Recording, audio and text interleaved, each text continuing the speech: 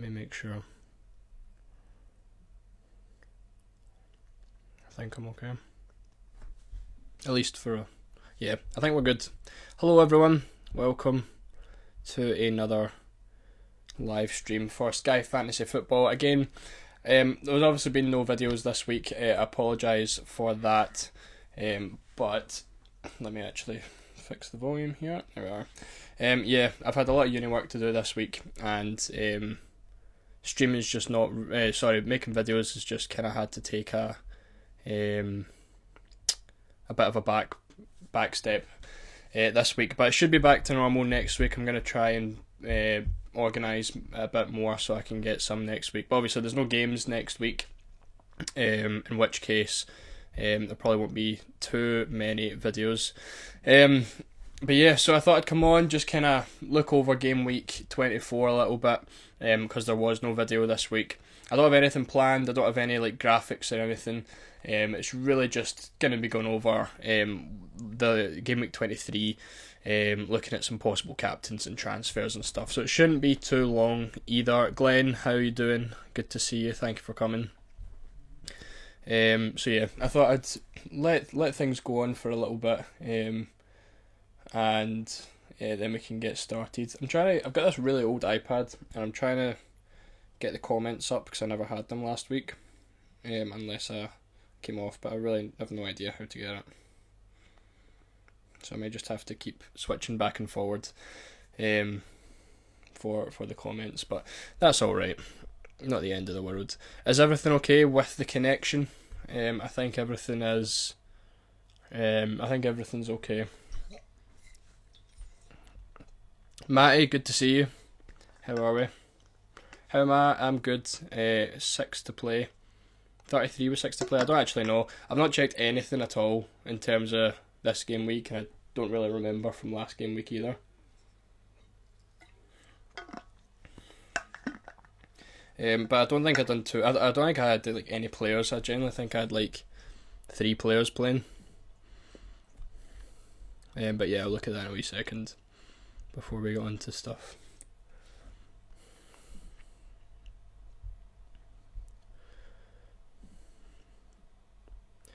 So we've got 8 people in here. Hello, how are we all? Thank you all for coming. Do you know what? I think we will just get into it. Let's have a look at kind of how the team's looking. I'm really annoyed I can't get the comments on this because I'd like to do it without having to switch back every 2 seconds.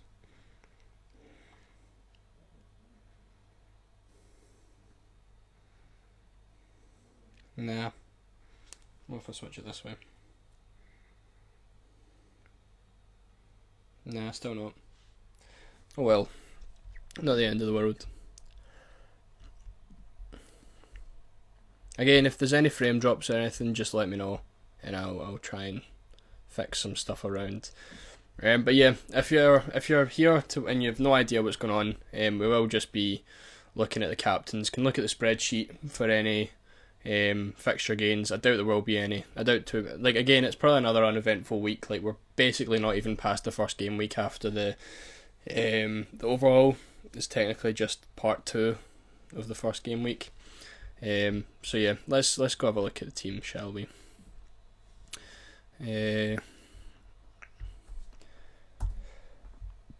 Right. So game week 23. Again, I don't think I had like anyone. I had Palmer, I had Trippier, and I had Rodri, and I had Pickford actually, and Watkins. Oh geez, I had quite a lot of players playing actually. What did I get? 41 with Saliba, Van Dijk, Dunk, Estepinian, Gross, and Solanke to play. That's not bad. But again, my rank barely changed.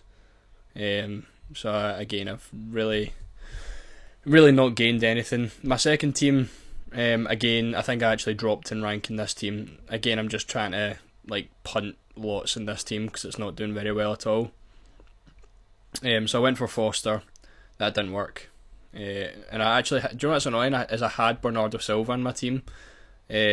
Obviously, I think he ended up being the number 1 point scorer for the week. And then I took him out because I wanted Foster as a captain. So, hey ho. And then I had Garnacho captain, which was fine. I said it all week that Watkins was going to be really, really bad. Well, I didn't say really, really bad, but I said Watkins wasn't going to be great this week. as a captain, and then he went and got 2 points.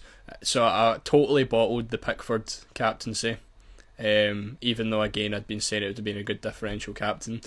Totally bottled it, never went for him, but at least I still had him and got the points, because I did end up having Watkins. He get booked as well, yeah, so I got a 1 pointer after everything that we were saying about him. And then this team I went for Garnacho, so I actually technically did outscore Watkins with Garnacho. I had Foden as well. Again, never did I captain Foden? I did captain Foden. Again, this team, 1, 2, 3, 4, 5, 6 players as well, 33 points. I don't really know what I'm going to do with Foster yet. Can always have a look. Maybe Tony, but I don't really like his fixtures. But again, we're trying to punt on people, so we will see.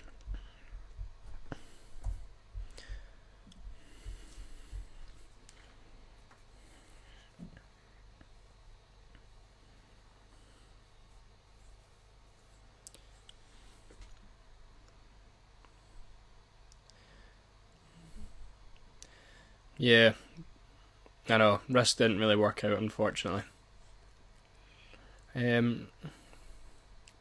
Yeah, realistically, yeah, it is a different game week, but it's just that the players, the teams that didn't play last week. So how has everyone else got on this week then? Are we all kind of about the same? Palmer captaincy, 3 or 4 more players after that. I think that's kind of what I've seen from most people. I think about half of everyone's team seems to have played.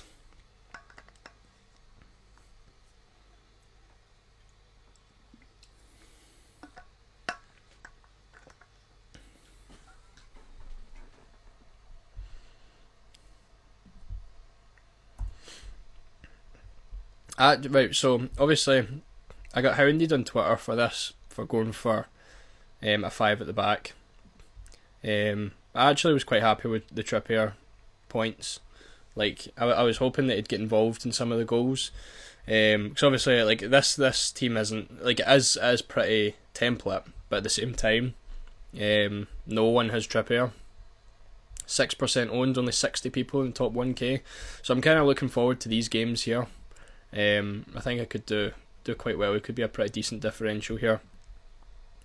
Because I didn't want to go like fully template because my rank isn't doing that well. But again, like the midfield and stuff are just easy picks. I wouldn't have went anywhere else. And then obviously this team is totally, well, I said like João Pedro's a differential, Foster was a differential, Foden can technically be considered, but then when you look at his ownership, not really. Like 1 in 3 people have him in the top 1k. Garnacho was a big differential, just didn't really work out. I'll probably keep him until the likes of like Salah and stuff come back. That was kind of the idea anyway. That I'd go for a couple punts for the first few weeks, and then can always bring Salah, Son, Haaland back for anyone that doesn't really work.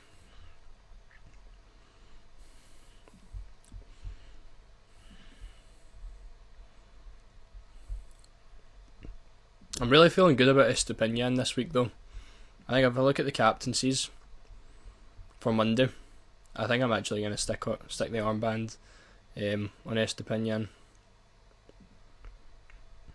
But again, it's a bit of a boring game week, innit? Like, there really isn't too much to go off of. I think really when we're really looking, like, this is where it starts to get interesting again, with everyone playing. And then we've got a couple interesting captaincies as well. I think this Thursday could be quite good.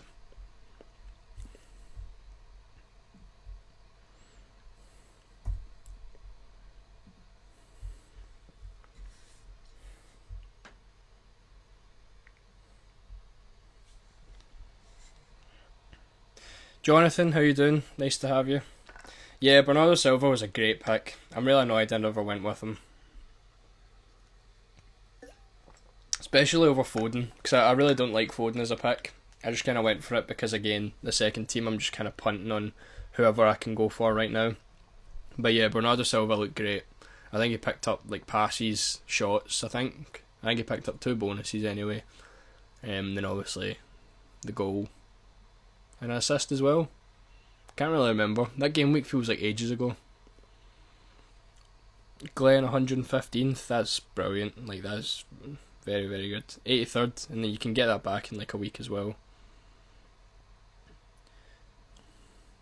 Matty get 38 points with Palmer captain, Porro, Watkins and Rodri. 4 players. Is that 4 players? Yeah, 4 players for 38. That's good. So you've got 7 left to go. Very nice.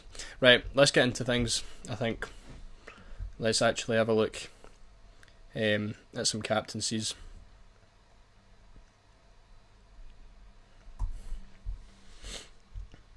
Right, so Saturday, obvious captain is going to be Saka or Saliba, whoever you've got, but the majority of the game we're talking is going to be going for Saka.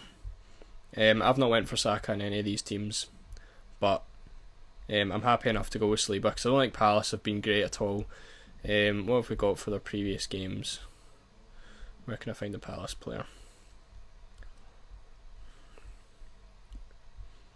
Yeah.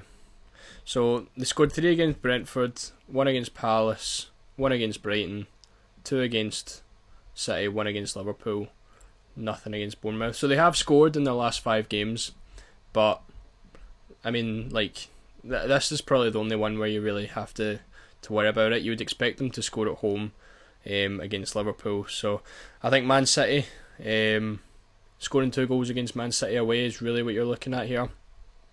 But I think realistically Arsenal are up there with the best in the league in a home fixture, with a home fixture. I think I'm more than confident going with Saliba.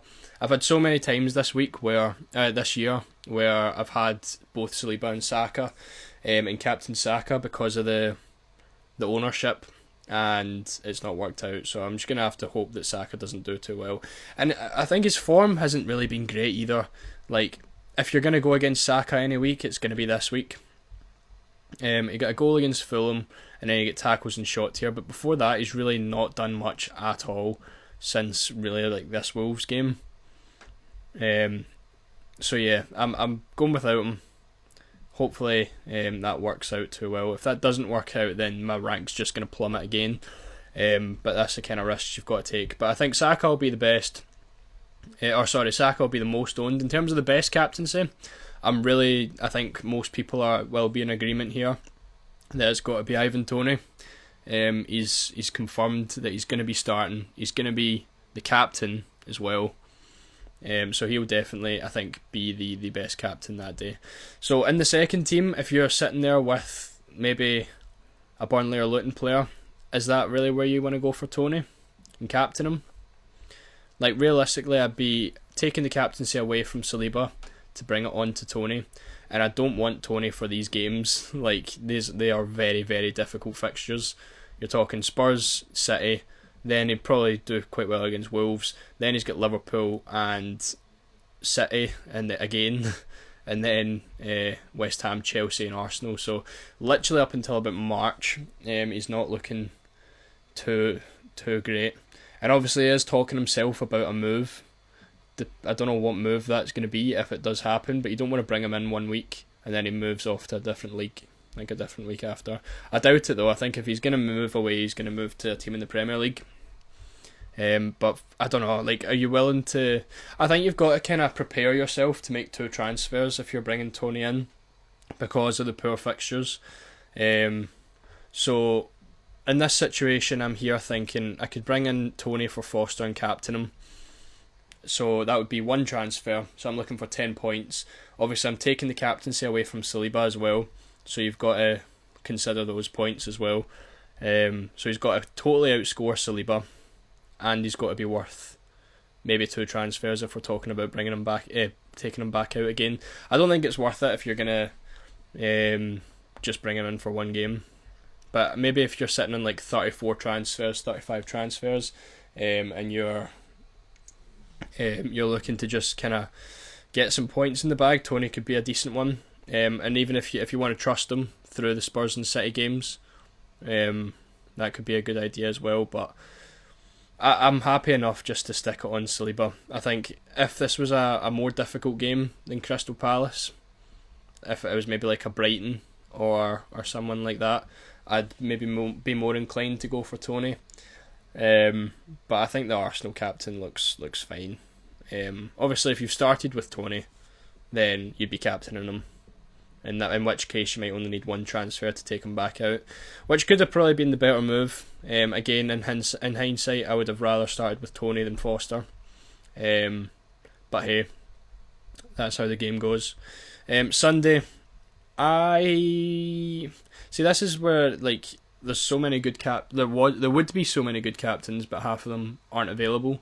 So Salah, obviously, then Jared Bowen, 2 players that aren't available. Saying that, I said Bowen isn't available. We don't actually know what's going to happen with him, because he might actually be available. I think Moyes said he's not going to reveal the information on whether he is available or not. So I think that's going to have to be one where we wait and just see the lineups. But I don't know if I'd be transferring Bowen in straight away. Would you? I mean, if you're going to captain him, it could be an option. But if you want to make a transfer that early, it's a little bit different. Obviously, he is absolutely brilliant, and form wise, he's been so good all season. So you could bring him in against Sheffield, then you get the home game against Bournemouth, then you get Man United and Arsenal. It could. These fixtures are class as well. Then obviously you do have the captaincies later on. So what are we thinking? If Bowen is starting on Sunday, who's bringing him in? I think in this second team, I would maybe bring him in for Garnacho as an early transfer. Or even Foster, to be fair, but I don't know if I want to do Tony or not for Foster.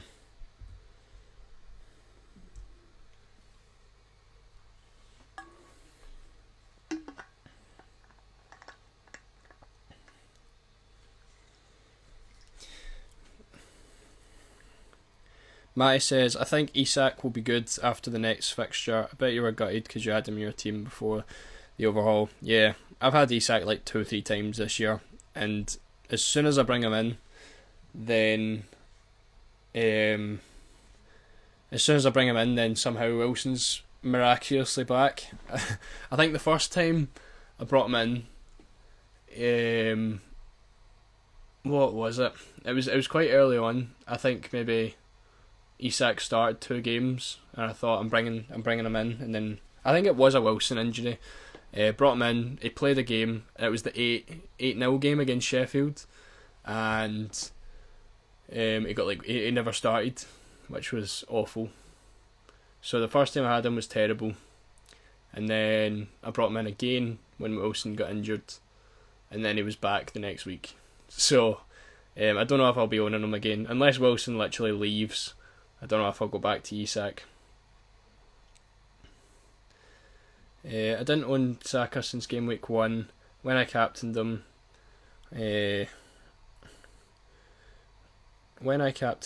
whenever Arsenal fixtures were good, I always captained Saliba and it played off. That's why I'm doing quite well. Yeah, I know that's the route I think I'm just going to take, because I would have been taking Saka out after 2 weeks anyway.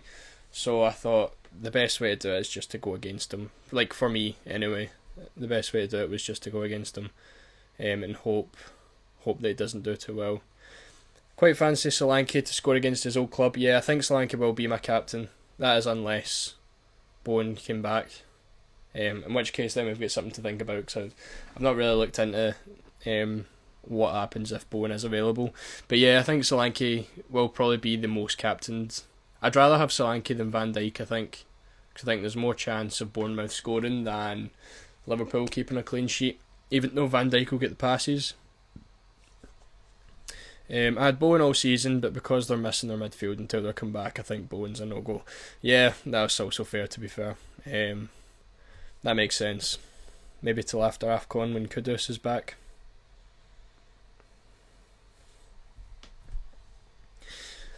And then Brighton, I think we're going to get a lot of different captaincies on Monday, because so many people have so many different Brighton players. We're talking Dunk, Estepinian, Gross, João Pedro, and Van Heck. So we could have 5 opportunities for captains there. I think the most captained will be Gross, because he's owned by so much people. Oh no, he's only 51% in the top 1k. Wow, I actually thought I was going to be so much more than that. So what's Dunk? 25%. And Estepinian 17%. So is Van Heck the most owned then? Because when I checked it, or when I was looking at the overhaul teams, Van Heck was the most owned Brighton defender. He's only 21%, so Van Heck's more than Estepinian but less than Dunk. And then João Pedro is 11%. So João Pedro is the least owned in the Brighton team. Yeah, well, at least out of the main five. Actually, I think João Pedro would be my number one captain, to be honest. And then Gross is the safe option. Gross is obviously fantastic, but if we're talking like huge amount of points, he's not really had that at all this season. Like 14 was his best with goals, passes and shots. Then he had 13 with goals, passes and shots. Other than that, he's not really had much more than 10. Like he normally just gets passes and then maybe an assist, maybe a goal. What's that? So that's a goal and an assist. So let's say you get a goal and pass tier 2, you'd be talking 11 points. This is obviously if he scores. But I think João Pedro's going to play. Obviously, João Pedro has the penalties. Just recently hit 2 goals and an assist against Spurs. So I think I'd be going João Pedro, at least in this second team. In a team with João Pedro and Estepinian, I'm going to go for João Pedro. And then my first team, I'm going to go for my FPL captain, and that's Estepinian. Because I think his potential for points is absolutely massive. A possible clean sheet. Again, Wolves don't have Hwang. I think Neto's back though, so I don't know if that really makes a difference. But a possible clean sheet. It does hit passes, not all the time, but it does hit passes. Has he hit tackles at all this season? An assist and goal, passes and shots. Right, so he's not had tackles, so chances are he could hit passes, he could get an assist, he could get a goal, he could get a clean sheet. So I think for me, I'm going to go Estepinian in this team. But if you're trying to play the safe game, I'd be going for Gross. Like if you're maybe top 500, top 1k, I'd just be picking the safe option.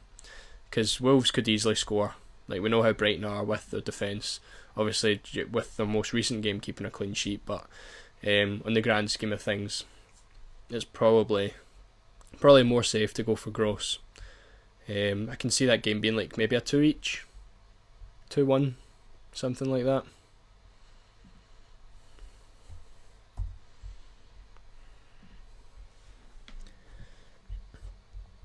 Matty says started with Cunha from Wolves.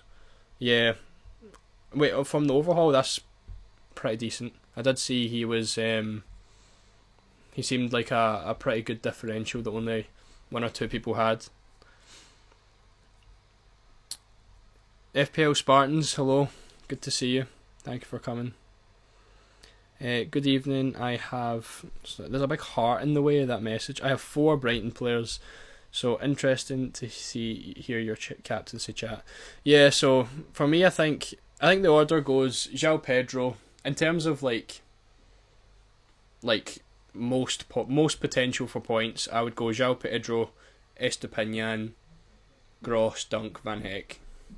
In terms of like safest option, probably Gross, then Dunk, then no, I would go Gross, then Estepinian, then Dunk, then Van Heck, then Pedro. Like Pedro's probably the most likely to pick up a 2-pointer, but he's also got a good chance of getting a few goals. So it depends on the kind of risk that you want to take on it. I'm gonna get the spreadsheet up actually because that way we can look at things a bit better.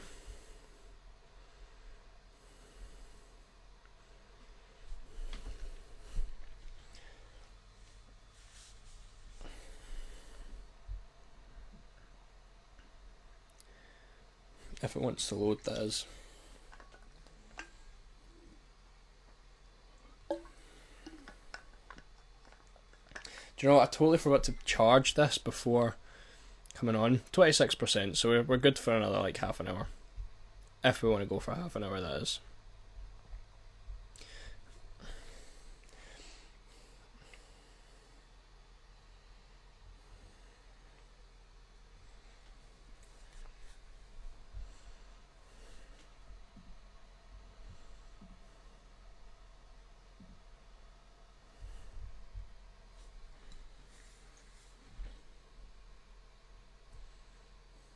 Matthew likes the t-shirt. Thank you. I'm sweating, but it's roasting in here. Sorry, I'm trying to get this Excel spreadsheet up, but for some reason it doesn't want to load. So bear with me now.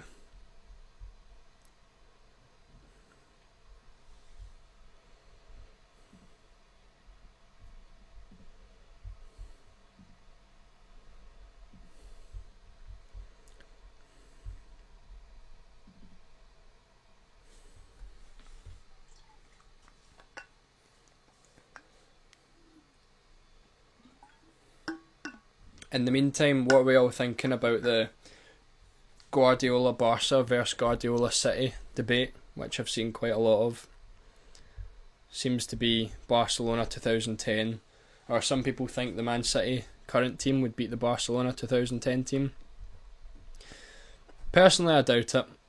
I think I've seen an argument that Pep now would totally destroy 2010 Pep, but I don't know, to be honest. In my opinion, I think the Barca team would run all over them.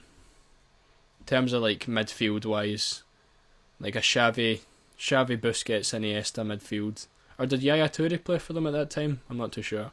Mind you, I was 8 at the time that was about, so I can't really comment on it too much. But I do think in general, does Rodri play over Busquets? Maybe. I think De Bruyne probably plays over Xavi. And other than that, I don't think many players make it in. So for me, I reckon it's the Barca team that wins it. Matty says, have you heard of the news of Trippier maybe leaving Newcastle? I have. I don't think it's going to happen though. I don't think Trippier would leave Newcastle at this point, at least halfway through the season, like maybe in the summer.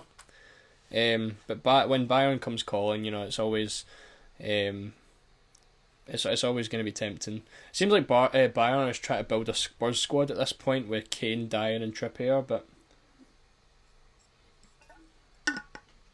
right, the spreadsheet has finally loaded after all this time. Let's have a look. So, again, I haven't really looked at this too much. Obviously, when we're looking at Brentford's fixtures, if we're looking at someone like Ivan Toney, you're looking at literally till about Gameweek 31, where the fixtures kind of turn. And even that, I've only got the fixtures up till Gameweek 32 right now. So yeah, you get him, you captain him, and then, like, realistically, if you're going to have Toney for this game, you would have started with him. I don't think it was really, I don't think it would be smart to transfer him in. With the games that he's got. 3-for-1 wise, again I haven't really looked at this. What is this? Why is there something in this? That's why. Okay, so we can have a look now and see what kind of 3-for-1s we've got. I think you'd really be looking at Sunday.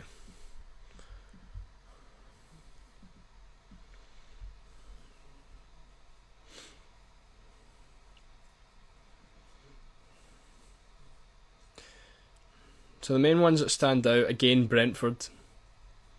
Like, Brighton have a 4-for-1 over Brentford. It's another thing to keep in mind if you're bringing Toney in. 3-for-1 with Liverpool, 3-for-1 with Sheffield, 3-for-1 with West Ham, 4-for-1 for Wolves. So, well, it is technically a 3-for-1 because everybody has a Brighton player, so you're not really getting a 4-for-1 out of it because you've already got a captain anyway. So just kind of, I think that puts the Toney move even less down the rankings. So I probably would not be doing that. Obviously, you get the captain against Man City, but I don't know if I'd be captaining Toney against Man City, to be honest. Even with the likes of like Rodri, I'd probably just go for Rodri instead. I'd probably rather Toney over Foden, with it being a home fixture. So if Foden's your only Man City player, could maybe look there. I don't know when Haaland's going to be back though. This is obviously the 5th of February, so Haaland could be back by then. And then maybe if you want to transfer in Kevin De Bruyne, I don't know if I'd be doing that though. I think his minutes are going to be quite heavily managed over the next while. What else have we got from? Is it worth looking at the Sunday? Monday, probably not worth it. So really, in terms of fixture games, there's not really too much to look at. Again, it is a short game week. Is there anything in the short term? Anyone with no fixtures? There's Man United, 2-0. A 2-0 with Liverpool, 2-0 with Brighton. So again, another one for Garnacho owners or Bruno Fernandes owners. If you're in that direction. Yeah, not really too much, is there? I might as well go here. This is from a long time ago. I don't really go on this page that much, but these are the transfers I had that need to come in February. Could always add Maddison to that as well, because he's due to be back for the cup game actually before Brentford, so he'll be back soon. So that's 6 transfers. So again, I don't think I'd be using 2 transfers to get Tony in. It just doesn't seem like a good move. And if Tony blanks against Forest, then you're really in a bit of a pickle. So for me, I think the Tony move's a no-go, unless you started with him, in which case, good going, because I think he could do very well against Forest.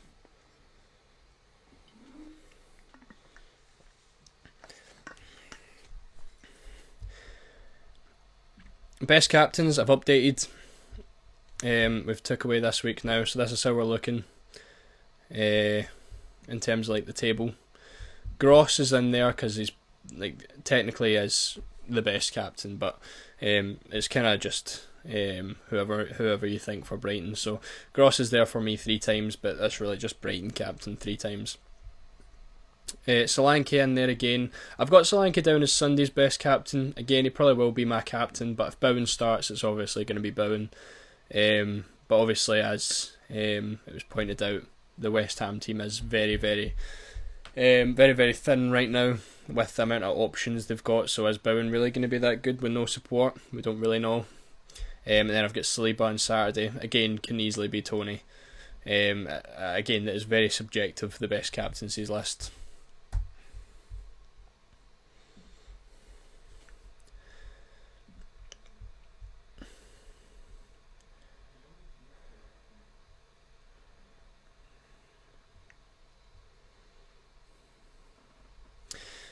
Right, let's have a look at fantasy football stuff before we head off, and we can finish off with that. So let's jump over there, because then we can look at the popular transfers and stuff like that before we call it a day. Again, this stream is just kind of like a one-off. I do want to stream more, but in terms of game week previews, it will be more in the video. I just prefer the video format with the graphics and stuff, which we're not really looking at too much, but in this stream. But I definitely prefer doing the videos because I feel like it can be quite slow doing a live stream. But yeah, here we are with our. Do you know what? I'll switch to this because that might show a bit more. So over this last day, so let's look at the last 7 days in terms of transfers. I'm guessing De Bruyne's going to be very high up here if it wants to work for me.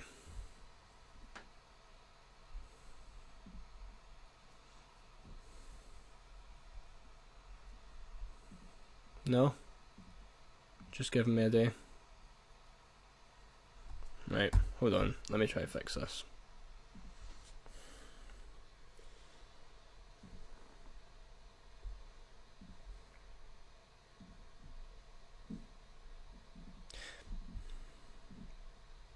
There we go. Right. Van Dijk is the highest transferred player in, followed by De Bruyne. A lot of City players by the looks of things. We've got De Bruyne in there, we've got Rodri in there, we've got Foden in there, Alvarez in. Why is Alvarez in there? Alvarez is the 6th highest transfer player in the last week. Saka, Alisson. Yeah, again, not really too surprising. A lot of knee-jerk transfers mainly the De Bruyne one, with him picking up a goal and an assist against Newcastle. I wish I started with him as well, like not in my main team, in my second team. Again, he would have came out after 2 games, so I think get good points for him. When I'm talking about my second team as well, don't take that as like serious, because I'm really trying to just punt my way to victory in that one. My first team is where the main transfers happen. I'm surprised so many people have transferred Van Dijk in. I want to see who's came out, because I don't know how, like why people haven't started with Van Dijk. So there's got to be someone in there who's came out quite a lot this week, unless it's Haaland and people have went straight from Haaland to Van Dijk. I'm going to switch to this screen while this loads, because this seems to want to take a while. Like I said, my computer is not great for live streaming, so we are just kind of doing this once a week right now at least, until I can upgrade the computer, because then we won't be as slow as it currently is. I also clicked the wrong thing. Stat graphs, most transferred out. There we go. Over the last 7 days. Right, Erling Haaland, yep. So Haaland and right, okay. God knows. What if I go for like the last 5 days? Surely people haven't actually started with. Right, okay. So we will have started with Salah and Son and Bowen and Trent and Haaland. I mean, starting with Haaland's like it makes sense. Like a lot of people would have been happy just to miss the first game. Ederson is a killer. I did see a couple people started with Trafford, got like a 3-pointer for Trafford, moved on Ederson, and then Ederson got injured, and now that's 2 transfers out the window straight away. So the most popular goalie seems to be Alisson, based on the transfers in. I'm really happy with my Pickford shout. I again do really wish I captained him. Didn't happen. But I do think over the course of the next couple of game weeks he could do really well. Obviously the Villa game was considered one of the harder games. I think that's City this week, I want to say. Could be wrong. Well, obviously not this week, but no, it's not. It can't be City. Who is it? Maybe Spurs. I don't know. Whoever they've got is supposed to be a difficult game. And then they've obviously all the way up to the captaincies when I plan on holding them till. But I do think Pickford's probably the best goalkeeper. If you are someone with Ederson, I think he's going to be the best replacement. I think going for captains with the goalies probably just the best move. Again, as I've said all season, I think as long as your goalkeeper's picking up saves and is playing, I think you're perfectly fine.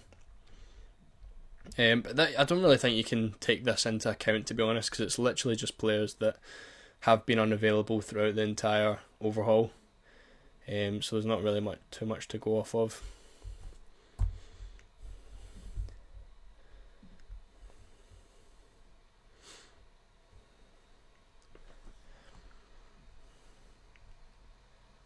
Take a look at the highest owned players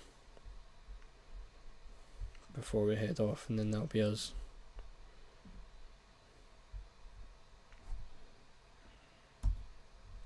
Right, highest owned players: Cole Palmer and Ollie Watkins. Again, people that were in every single team. I think the ones that were in like every team when we were looking on Twitter and when we done the stream last week was Cole Palmer, Ollie Watkins, and Pascal Gross, and then Saliba, Rodri, and Van Dijk were the other ones that were really, really close.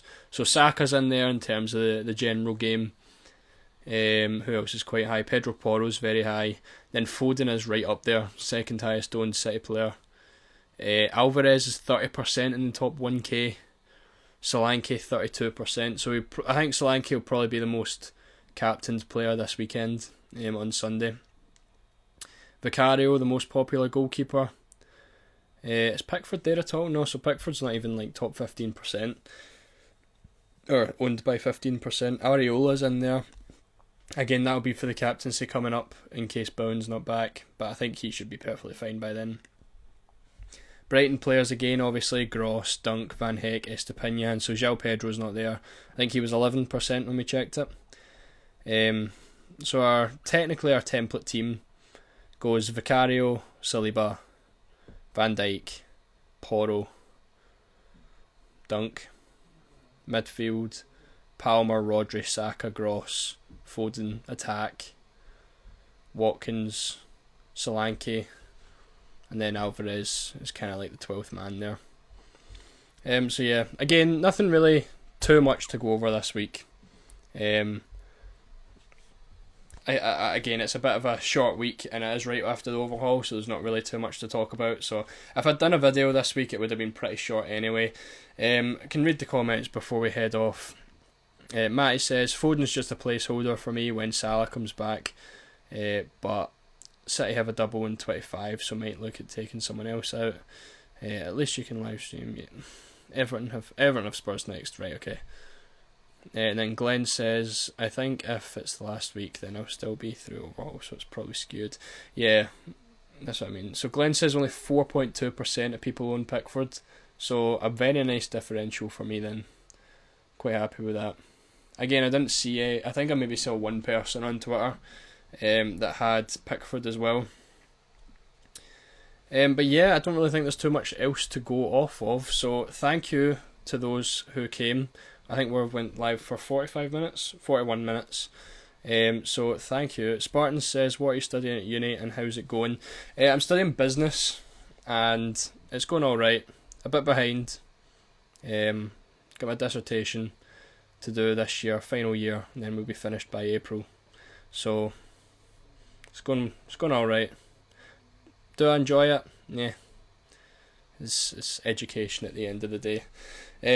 But yeah, so thank you everyone so much for coming. I appreciate it very much, and we should hopefully, well, I say we'll be back to normal videos next week. Again, there isn't any games next week. The next game is next Tuesday, after this week. So we'll see. We'll maybe have a game week preview out and about maybe like later on in the week, and we'll do like Thursday, Friday, or something along those lines, so that way we can still prepare over the weekend for the midweek games. So that is going to be it. Thank you so much for coming, everyone. Make sure to leave a like on the stream, and I will see you all next week for either a video or maybe we'll do another live stream. We'll see. But yeah, that's going to be us. Thank you for coming.